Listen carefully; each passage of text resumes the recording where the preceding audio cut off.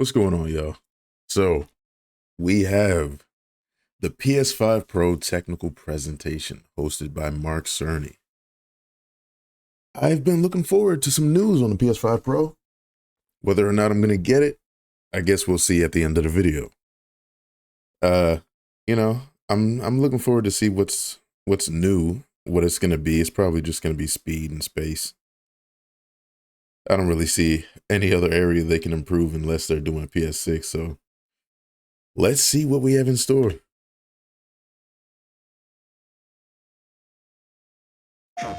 Hi, I'm Mark Cerny. I'm Hi. excited to be here to talk about the I'm newest Crimson. addition to our console lineup, PlayStation 5 Pro, and how it advances gaming technology.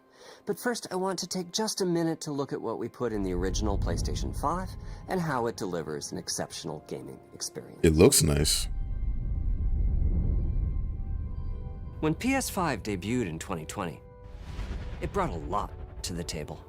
8 Zen 2 CPU cores form the brains of PlayStation 5 and enable high-speed, complex gameplay, with character counts reaching into the hundreds. What is that? And frame rates that can be as high as 120 frames. Hold on. What was that? Was that Dynasty Warriors? And frame rates that can be as high as 120 frames a second. PS5 has a powerful RDNA 2 GPU, which can render anything from intricate details to fantastic worlds with vast panoramas to explore. Ray tracing allows for dramatic visual improvements, including reflections off of water or glass, and the realism that comes from real-time global illumination. Still got to finish that game. SSD can load data at breathtaking speed, resulting in ultra-fast transitions between game worlds, and data streaming rates so high that traversal speeds are essentially unlimited. You okay? I'm working on it. When I first played that, I had a nerdgasm for real. Tempest 3D audio tech brings an unparalleled sense of immersion to the sound of the games. I still got to beat Dark Audio Souls. so real you may not even need to see the enemies to know exactly where they are. Finally, the DualSense controller has haptics that let you feel through your hands what your character is experiencing inside of the game. It's wonderful to see such variety and richness of game experiences. Creators have made amazing use of the hardware capabilities, but when I talk to them, I do hear about their desire for more graphics performance. The dreams of the developers are bigger than can be supported at 60 frames per second, and that leads to an aspect of modern gaming that we're all familiar with: graphics modes. It can be a difficult choice for players. No, it's not. Performance. All day, every day. Performance. Fidelity modes emphasize the visuals, typically through higher resolution rendering. These modes might also have enhanced detail or use more ray tracing. But the games only run at 30 frames per second. The visuals can be choppier and the controls less responsive. Performance modes emphasize frame rate and interactivity, typically choosing to run at 60 frames per second, mainly by reducing the graphical detail until those frame rates can be achieved. When asked to decide on a mode, players are choosing performance about 3/4 of the time. Removing that decision, or at least narrowing that divide, is one of the key targets for PlayStation 5 Pro. We want to give players the graphics that the game creators aspire to, at the high frame rates that players typically prefer. To do that, PS5 Pro substantially improves over PlayStation 5 in 3 ways. Here's what we call the Big 3. First, we made the GPU much larger and increased the speed of the memory it uses.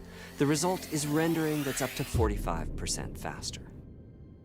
Second, we made major upgrades to the ray tracing, taking a streamlined and accelerated approach that allows I didn't realize I calculation of locked my rays cat out the room. at double or even triple the speeds of PlayStation 5. Triple And finally, these. we added custom hardware for machine learning and an AI library called PlayStation Spectral Super Resolution, or PSSR for short. Okay. PSSR analyzes the game images pixel by pixel and can add an extraordinary amount of detail, which boosts the effective resolution of the games. Game creators are adding PS5 Pro support to new and existing titles, and with the big three involved, the results can be pretty amazing, with graphics showing something like fidelity levels of detail, but at double the frame rate.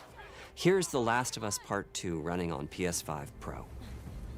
It has huge amounts of detail and targets a super smooth 60 frames per second. Let's compare this to the fidelity mode on PS5, which is only running at 30 frames per second and is therefore much choppier. Yeah, it's much smoother. This goal of delivering almost fidelity-like graphics at performance frame rates has been achieved for a broad set of titles, including Marvel's Spider-Man 2 and Ratchet & Clank Rift Apart. We can see that PS5 Pro is close to doubling the power of PlayStation 5.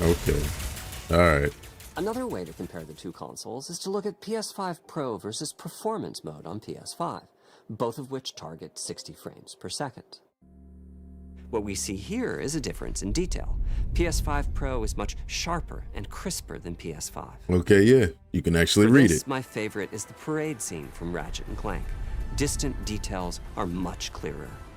All right. And here we can see Marvel's Spider-Man 2 is noticeably higher resolution throughout the scene, including the trees and procedural cars. It's got less grain. So overall, some remarkable improvement to the games. On PS5 Pro, we can see increased sharpness to the graphics or smoother and more responsive gameplay. This is the big three showing their value.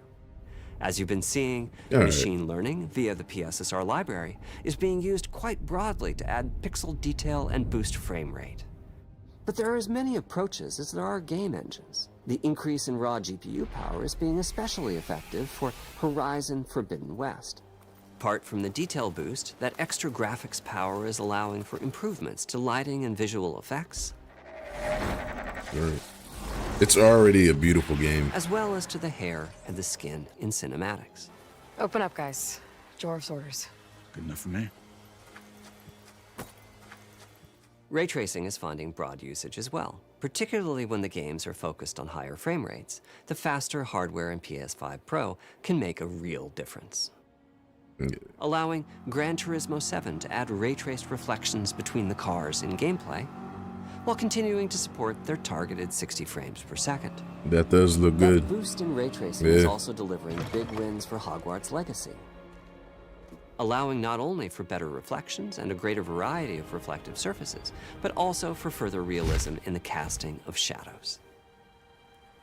I hope you've enjoyed this run-through of the technology behind PlayStation 5 Pro. Simply put, it's the most powerful console we've ever built, and a worthy addition to the PS5 family. Let me wrap this up by giving you a quick look at a number of games running on the new console. All right. You'll never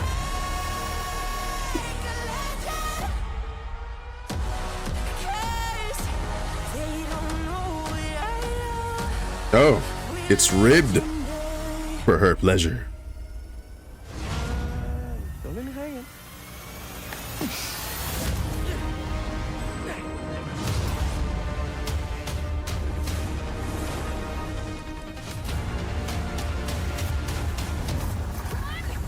Okay. Close your eyes. They all look great. Okay.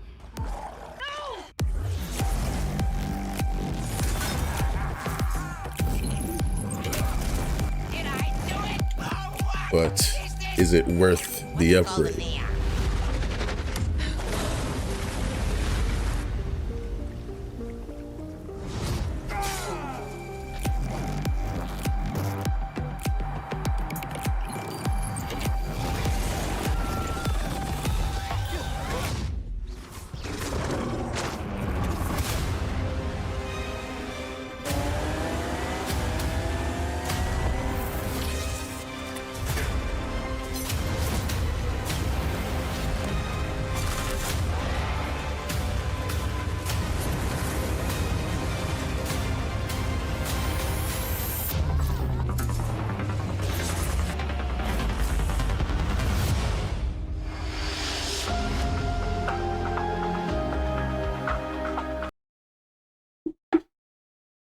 The stand is sold separately.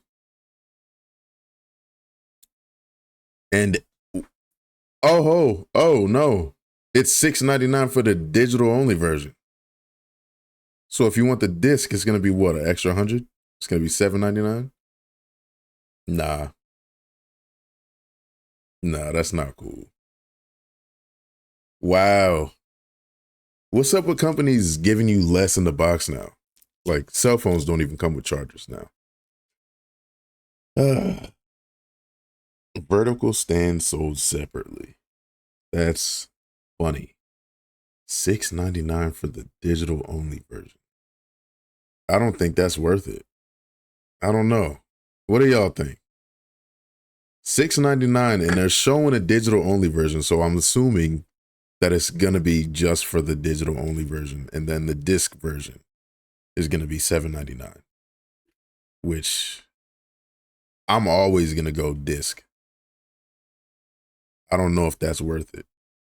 For 45% faster speeds, yeah, it's a wait. Just wait for the PS6. That's what it seems like. I don't know. You don't even get the stand with it. And what are they going to charge, like $20 for the stand? Nah. Yeah, that's not worth it. I was really hoping for something like, I don't know what I was hoping for, actually. But this ain't it. This ain't it, Chief. You tried, but you missed. What do y'all think? If you're going to get it, let me know in the comments. I don't know. For me, it's a hard pass. Because I'm always going to go disc version with any console that I get. Because I still watch Blu-rays. Yeah, that's not worth it for me. Digital only is $6.99. So disc version, probably $7.99. Oh, boy. They tried. I don't know. Let me know what you think below. If you're going to upgrade, let me know why. Is that upscale that important to you? Or are you in the boat with me? Do you want the disc version? And that's not, that price is not worth it. For 45% faster speeds, although it sounds like a lot, I don't think that's worth it. Hey, that's a skip for me. They had us in the first half. That's not that big of an improvement to charge $300 more.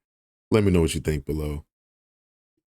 If you're going to get it, tell me why. If you're not, I most likely know why. But yeah, that's it. Y'all take care.